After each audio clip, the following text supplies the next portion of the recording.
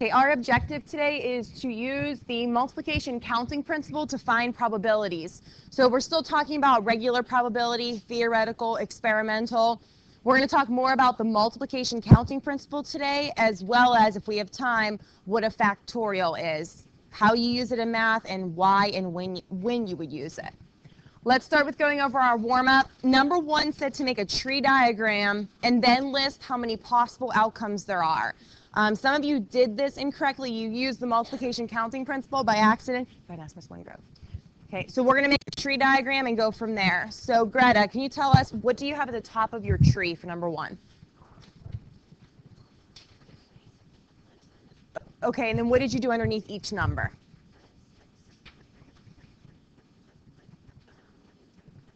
No. You have too many things going on, and you forgot about the colors.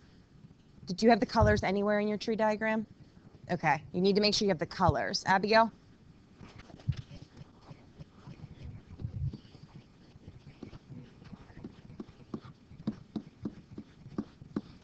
Okay, so the blue, there should be 6 branches.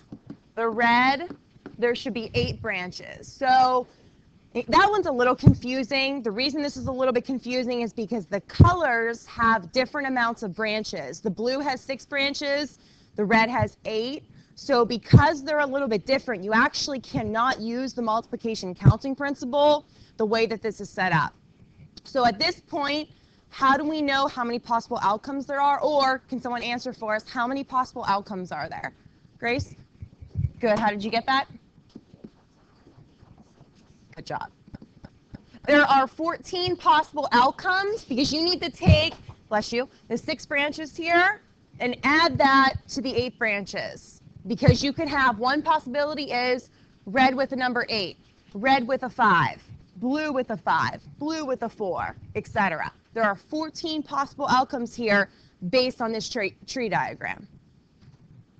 Okay? Questions on number 1. Greta, you're okay, right? You just forgot the colors. Okay. All right, number 4, Michelle. Say that again. Good, I just didn't hear you. Good job. Peyton, number 5. Good. Ray, number 6.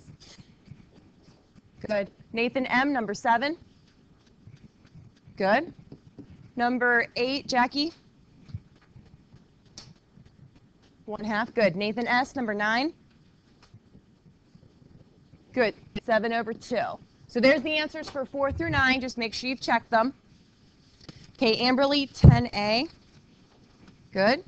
Josh, 10B. Good. 13/60. Skylar, 10C. Good. 2/7. 11A, Ben.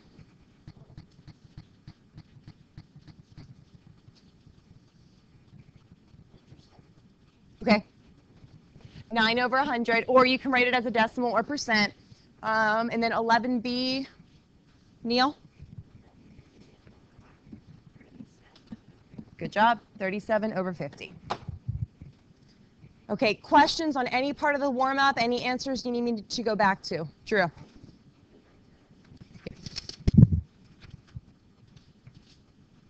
Okay, number 9 is 7/2.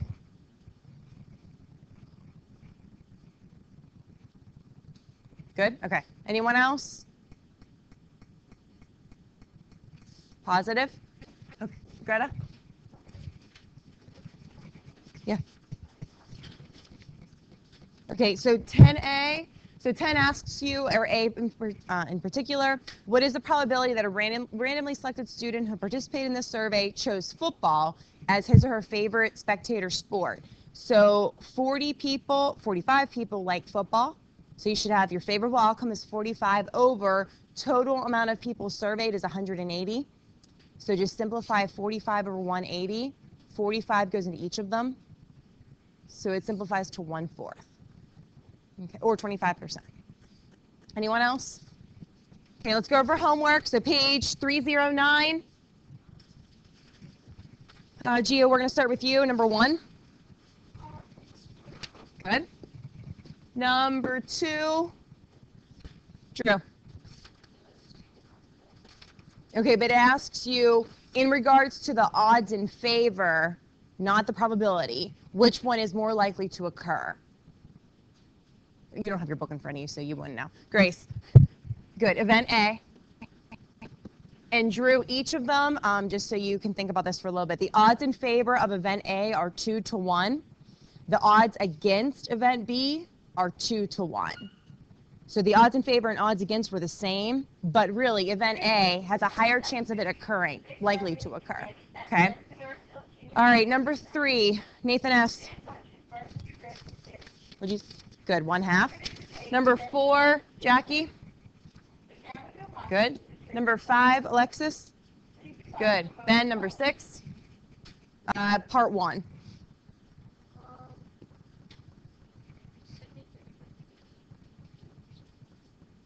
Yes, and if you have it as a fraction, it should be 11/15. That's completely simplified. 22/30 was the original fraction.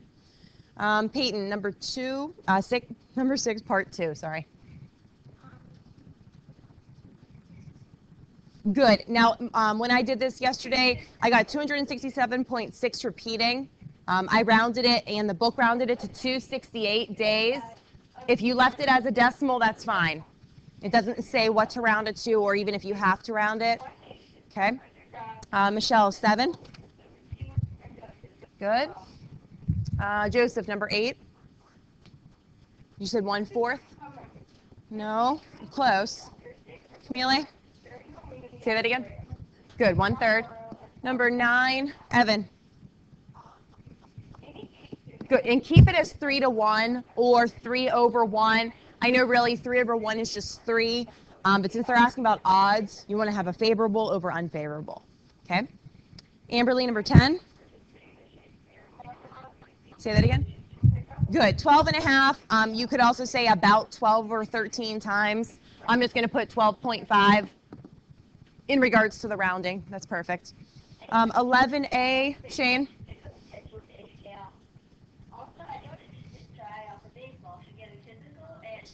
Good. 2 11s. Neil, 11B. Good. 5/11. 11C. Greta. Good. 6 to 5 or 6/5, either way. Letter D was a critical thinking problem. It said, find a word for which the probability that when you choose an R at random is 2/5. So you had to find a word that either reduced to be 2/5 or was 2/5 just initially, right? What did you use? Perfect. That works. Nathan S. Say that again. Writer. Awesome. Good job. Drew. Perfect. That works as well. Ben. Perfect. That works. Joseph. Good. Nathan M. Say that again. Good. Perfect. River. That's the one I used. Good. I'm just going to write that up here. Oh, those all work. Good job. So that was pretty easy, right? Okay, let's go to 13. Abigail, 13. No. You had to solve for seeds. Maybe you solved for the wrong thing, I'm guessing. Okay. Amberly? Yeah, 13 should be 15 seeds. And Steve, 15.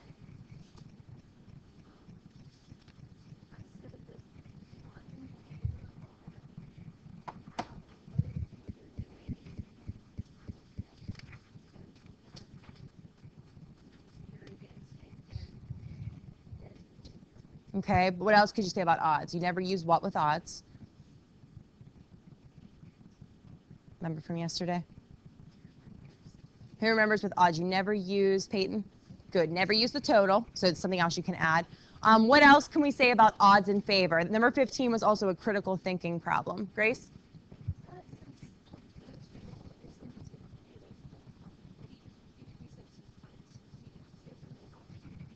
Very good. Awesome. You can definitely, and there's a formula that you guys will probably learn later in college if you take a probability course that you'll learn to find odds. It's exactly what we do, but it's just an actual formula you can use. Anyone add anything else or say anything differently? Neil? It equals the total. Good job. Awesome. Okay, any questions on any of these? I didn't write anything here since it's more of an explain problem. Greta, what number? Okay. Okay, so I'm just going to kind of talk through this here first. So odds in favor of stopping on a multiple of 4. So first of all, for odds in favor for number 8, you should have favorable over unfavorable. Okay, so that's the first thing here. So it asks you, what are the odds in favor of stopping on a multiple of 4? So Greta, how many multiples of 4 did you think were on the spinner? It had numbers 1 through 8, one of each. Multiples, not factors. Just 4 and 8. So that's why. So there were 2 that are multiples of 4 over, 6 are not multiples of 4, and then reduce that to 1/3. Okay? Ben, did you have a hand up? No? Okay. Anyone else? Questions on the homework or anything else? Wow. That was the least amount of questions you've had in a while. Kevin? You may. Quickly, though. Make sure you don't go to the faculty one. Go to the one by the gym. Okay. All right, we're good. So probability is easy. Pretty much. Okay, let's go to your notes. Do you guys like probability better than equations, percents, decimals? No? Some of you, yes or no? Okay. All right, page 21 in your notes is where we are, lesson 6.8.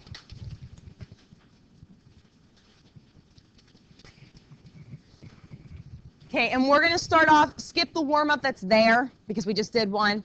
We're going to start off with the definitions. Now, I know we already talked about tree diagrams, okay, but you just need to rewrite it. We'll see them a little bit more in this section. Shane, notes, please. David, if you don't mind, just give it to Ms. Wingrove so she can make sure you're okay. Okay, so in our notes, page 21, it's lesson 6.8.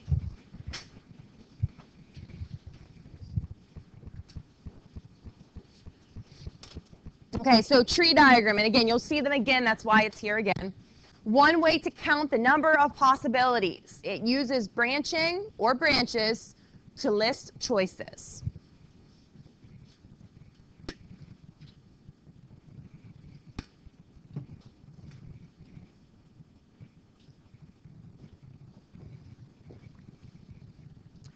Counting principles, the second one. Now, this is what I've discussed. We just haven't actually taken a definition on this, and your book does not introduce the counting principle until now. So the multiplication counting principle says it uses multiplication to find the number of ways 2 or more events can occur. It uses multiplication to find the number of ways 2 or more events can occur. For example, let's say you have 3 different hoodies that you'd like to wear this week in some way, some form. And then you have 2 different pairs of jeans that you also would like to wear this week, some way, some form. To find how many possible outcomes or possibilities for outfits that you have, you can use the multiplication counting principle and take your 3 hoodies and multiply that by your 2 pairs of jeans. That gives you 6 possible or different outfits that you can wear.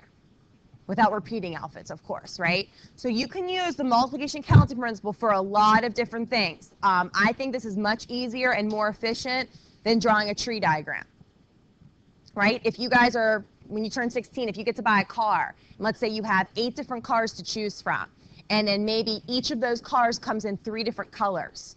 You can use the multiplication counting principle to figure out how many different models and colors of cars that you have to purchase. Drawing a tree diagram for something like that is not going to be fun. It would take you a while. So there's a lot of different ways and things that you could use this for. Okay, and you'll see some more application as we go through the notes today. Questions on either of those? Okay, next definition is called a factorial. Okay, so it looks like an exclamation point. It is an exclamation point, but it doesn't mean that you scream the number and get excited. Okay, so just because you see a 3 with a factorial next to it does not mean that you scream the number 3. It's not like what you use in English class. Okay, Drew? He was doing this? Oh, neat. What grade is he in? Okay, algebra, I guess then he's in? Cool. So factorial, so Drew, do you kind of know what it is? Did he explain it to you? Okay, we're going to get into it in a little bit today. Ben?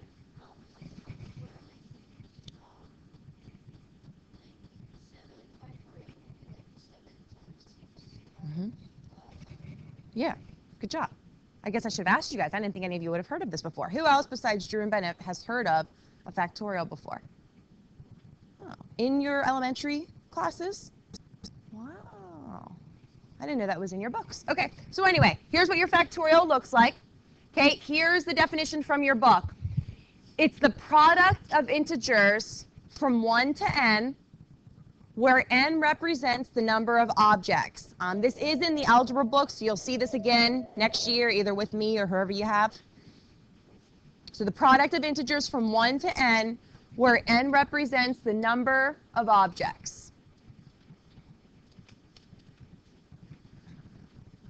For example, which Ben kind of already gave us one, if we have 3 factorial, 3 represents the number of objects. We might be trying to figure out how many ways can we arrange 3 hats, or how many ways can we arrange 3 pre-algebra books, right? You do that by, all right, there's initially 3 places to put that book. So there's 3 spots you can put it. After you put one book down, to go to put the next book down, there's 2 spots. So 3 times 2. And then the last one is, there's 1 spot to put that last book.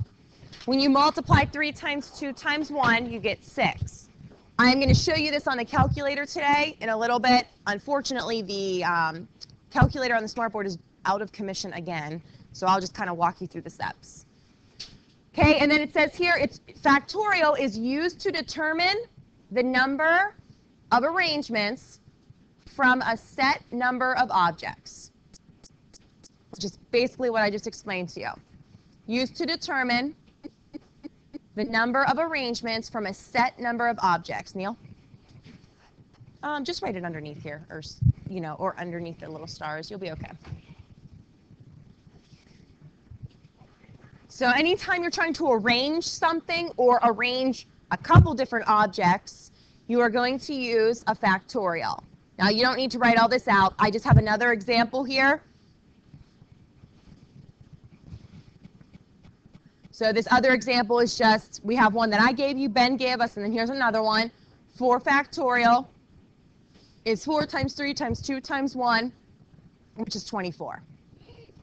So just another example of a factorial. Again, you use it when you're trying to arrange objects. We're going to do some application with this today. Drew.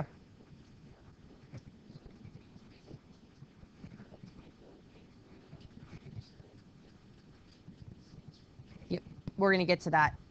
Did you see him finding ways to arrange letters in a word? Okay. Okay. Yeah, we're going to do both as well. See if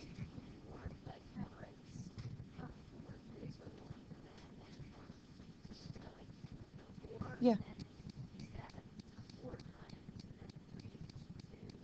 You mean times? Yes. Yeah, you can do that. Definitely. Order of operations tells you, yeah, technically you're supposed to multiply from left to right, but really it doesn't matter because it's all multiplication here. Yeah. Yeah. Multiply the last, not add. But yeah, that works, Steve. Definitely. Okay, I want you to write this down next to your definition. So next to where it says factorial, I want you to write down the word calculator. So somewhere on the side here, just write it vertically so you have room. Where next to factorial, I would write it next to factorial so you guys know what it is. 4. So for the calculator, I'll walk you through in a second. I want you to write the instructions first. You're gonna write down math. Write down these instructions, please. Math, and then PRB, and then number 4. So the calculator instructions are math. And Ben, why don't you just go get one of those calculators for now, the scientific ones. That doesn't have factorial on it. So math, PRB, number 4. Okay, everyone go to your calculator, please. I want you to make sure your home screen is cleared. Okay, hey Neil, I'm getting there. Okay, hold on. So everyone, make sure your home screen's cleared. Do you see where alpha is? There's not any over there? Okay, that's fine. If you can find it on there. Oh, that's fine, that's fine. Okay, underneath alpha, everyone press math. So press math, okay? After you press math, hit the left arrow so it takes you to PRB. Is everyone with me? Hit the left arrow so that your highlighted box is on PRB. And then what number is the factorial? It's number 4. Did you see it? Okay, go back to your home screen. So hit second mode. Go back to your home screen. Let's do a trial run. Everyone type in a number 4 on your home screen.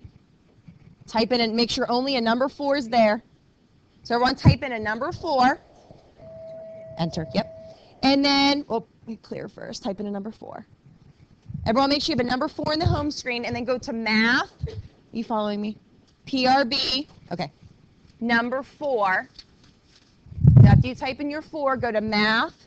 PRB number 4. Now hit enter. Enter. You all should get 24. Did you get 24? That's fine. Do it on there. Greta? I don't know. Let me look at it real quick and see. I don't think so. Miss Wingrove, you don't think this, just looking at it, it's not. Do you know if, you don't know either? Okay. Just looking at it, I don't think it does. Okay. Thank you. Thanks.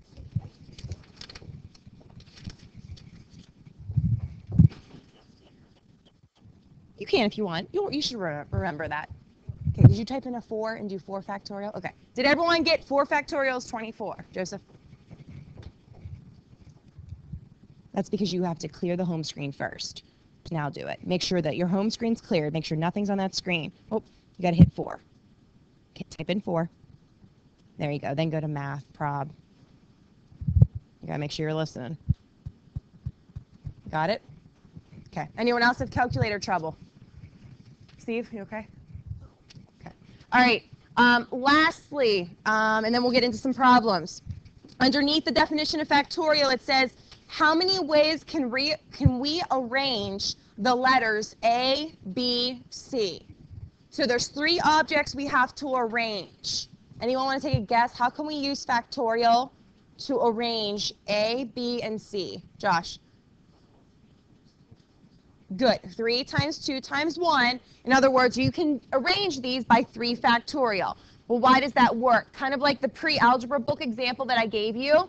If we have 3 empty spots to put letters A, B, C, the first option you have, let's say we're trying to put the letter A down first. You have 3 spots for that. You can put A in any of these spots. The second time you put something down, you have 2 available spots. You can put that second letter in either 2 of those spots, so times 2. And then the last letter or object you're trying to place, there's 1 empty spot. You can use the multiplication counting principle, which is very similar to factorials. You're trying to find how many different arrangements there are or possibilities. So there's 6 different ways that you can arrange A, B, and C. Okay, questions on that? So you can put your answer as 3 factorial or 6 on this one. All right, let's look at example 1, which is at the bottom of that page in your note packet. Okay, so example 1, you decide, who wears glasses in here or contacts? Me too. Wow, lots of us. Okay, so let's pretend we have to buy new glasses. It says you must choose the frame, material, and the shape. So it gives us some options. The frame material can be plastic or metal. The frame shape can be rectangular, oval, cat's eye, or round. To count the number of possible choices for frames, we need to count the number of possible choices for frames as described and make a tree diagram. So let's start with the materials. Let's make the materials the top of our tree diagrams. We have either plastic or metal.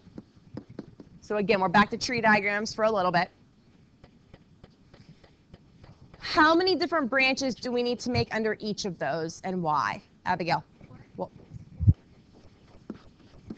we need to make 4 branches underneath each type of material because there's 4 different shapes that we could have. So I'm going to abbreviate here.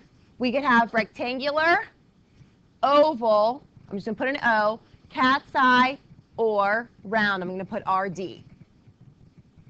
Feel free to abbreviate. So these are all the different shapes we can have. Okay, by looking at our tree diagram, how many possible outcomes do we have? Shane? Good. So we have 8 possible outcomes by looking at our tree diagram. How can we use multiplication counting principle to solve for this? In other words, pretend like we did not draw a tree diagram. How can we use the multiplication counting principle to find possible outcomes? Camille? Good. So you can take 2 times 4 because there's 2 different options for material. There's 4 different shapes that you can choose for your glasses, right? Exciting. And using the multiplication counting principle, you can multiply them to find how many different types or outcomes of glasses you can choose from. Tree diagrams and multiplication counting principle, they are always going to be the same. We're not using factorial on this one because you're not arranging things. You just need to find how many different outcomes or choices are there. So you only use factorial when we're arranging things. Okay? All right, let's go to example 2. Okay, example 2 asks us, how many different ways can you arrange 8 books on a shelf? So how do we do this? What kind of probability is this, or what do we need to use, Grace? Why?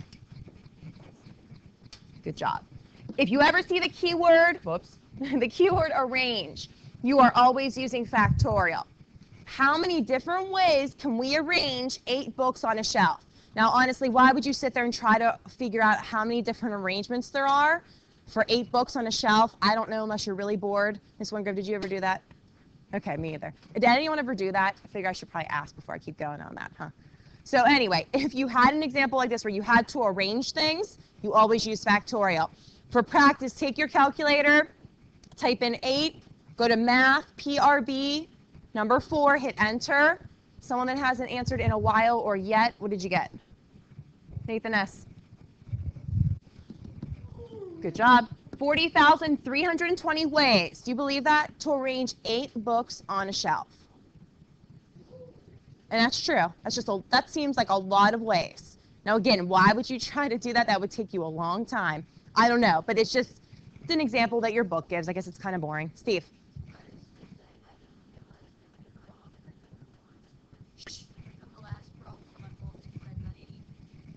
Oh yeah, don't do that. Yeah, you okay now? Okay. Anyone else, questions or comments? Okay, example 3. Okay. So now your book decides to kind of switch back and forth. Skylar? It doesn't work on yours? It didn't work when we did 3 either?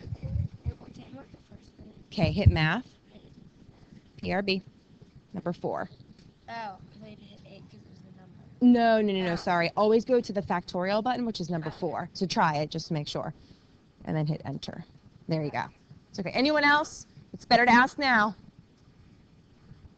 Kevin? They do. All right. Example 3. So now we're back to the counting principle. I don't know why your book goes back and forth, but it does. So it says you roll a red and a blue number cube.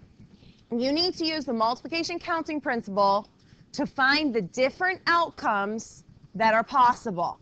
So now we're back to multiplication counting principle, which, yes, you could use a tree diagram. They're very similar, but that would take us a while.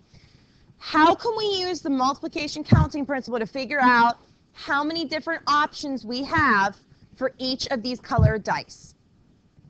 Neil. Okay, why? Awesome. So we have 6 different outcomes that could occur on the red die. We have, or number cube, 6 different outcomes that could occur on the blue number cube, right? That's how many different outcomes there are on each one. So I keep forgetting that.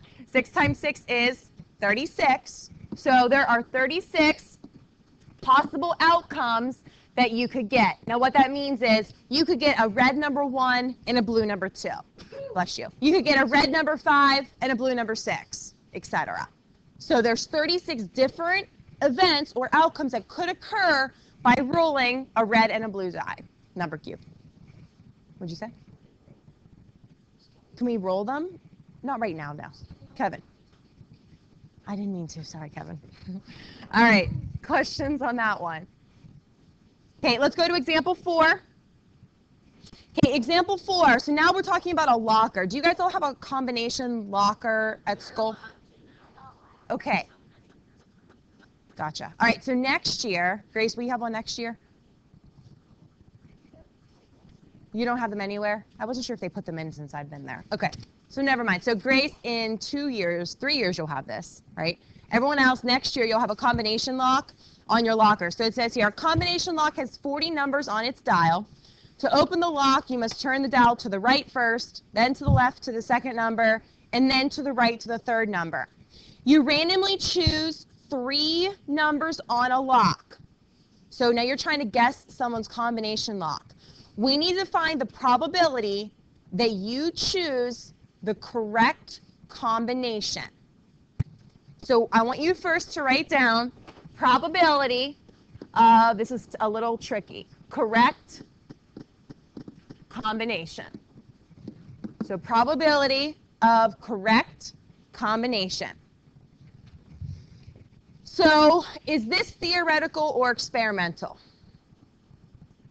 Greta.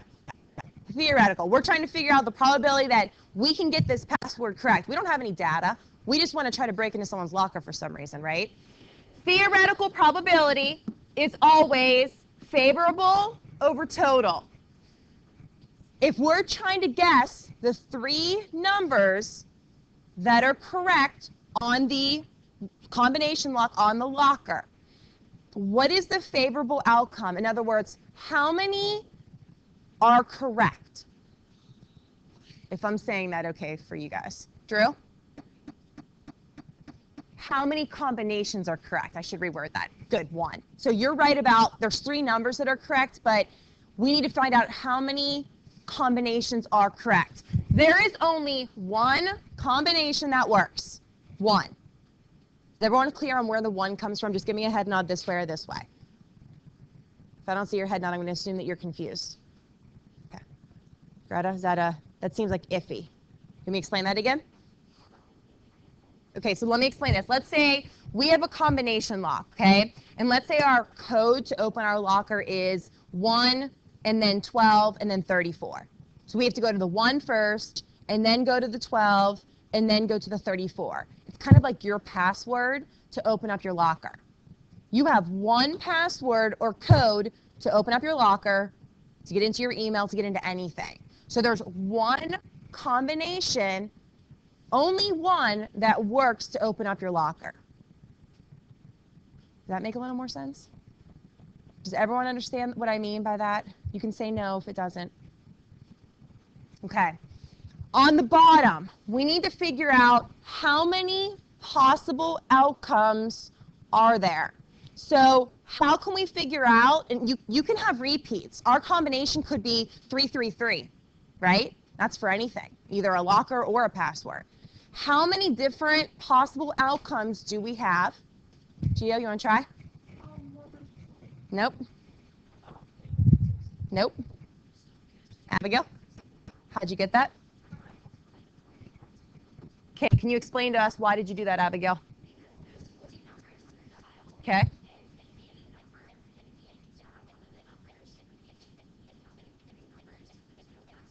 Awesome, good job. There's 40 numbers, as Abigail said, on the locker combination, right? On the lock. You have 40 options for the first number that you choose to open your locker. 40 for the second, 40 for the third. As Abigail said, there are 64,000 different combinations possible. Is that a really good or really bad chance that you're going to be able to break into someone's locker? Amberly? Yeah, really bad. That's a really small chance that you're going to sit there and be able to figure out someone's combination. Kind of like if you tried to get into Miss Wingrove's or my email or grade book. That's going to take you forever to try to figure out, right? Who knows? Maybe. But that's, if we got into that with letters and with numbers, it's going to be even more than 64,000. And if the length gets longer, it's going to be more. So the probability of breaking into someone's locker, or the chance that that's going to happen, is 1 over 64,000. Kind of interesting, right? Ben?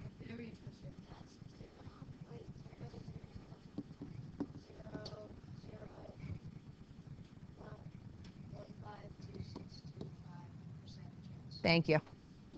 I'll add that in there. Not very good at all, right? No. Steve.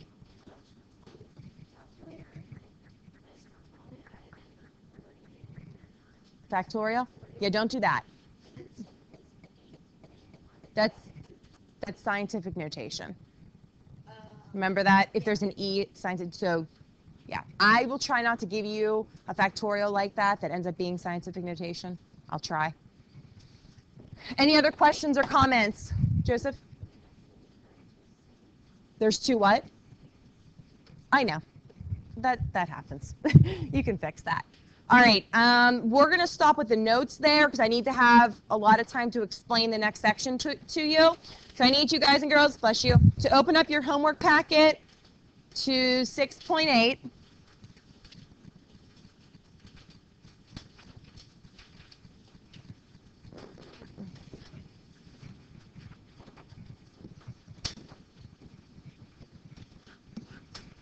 Okay, and you're not going to do all of this because I didn't teach you all of it yet.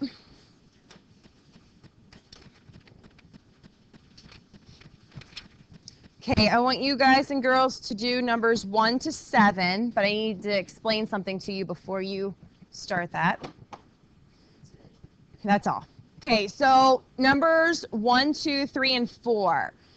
It says there, make a tree diagram to find the possible outcomes. It then says check using the multiplication counting principle. So follow the directions, 1, 2, 3, and 4, make a tree diagram, and use the multiplication counting principle. So do both.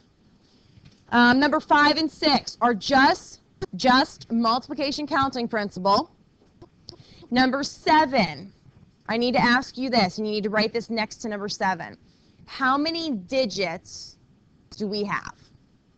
How many digits are in our number system? So how many single digits? Skylar? 10. So for next to number 7, write down total of 10 digits. We have digits 0 through 9 to use for phone numbers, passwords, codes, etc. 7A has the word no restriction in it. I want you to write underneath no restriction, repeats are allowed. So where it says no restrictions for 7A, write down repeats allowed. You might already know what that means, but just in case. Now, 7 might be a little tricky. I wanted to do a problem with you on that, but we didn't have time. That's okay. Try it. That'll be the first thing that we do tomorrow. Any questions? Okay, when you guys are ready, you can get packed up. If you need your calculator, that's fine, but make sure you have your number. Okay, girls are first today.